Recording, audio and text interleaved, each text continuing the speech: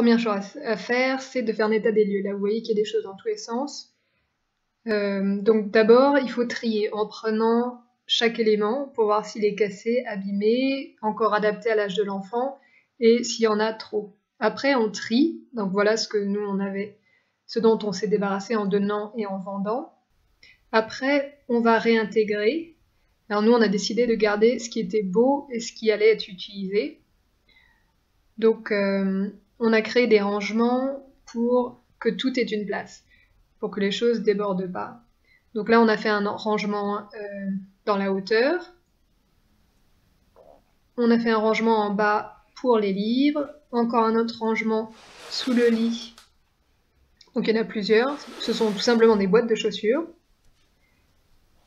Un petit panier dans le coin qui est tout mignon, en osier. En dessous, encore un rangement qui se tire et en fait du coup à chaque fois tout est visible et tout est facile à ranger.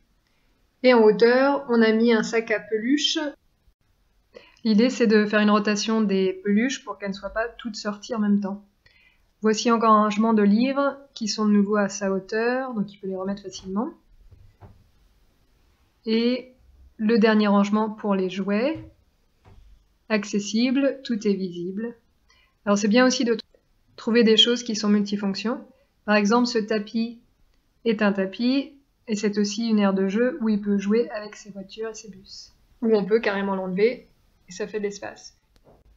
Et enfin, il peut y avoir des choses qui se retrouvent avec les affaires des parents, comme ces instruments de musique.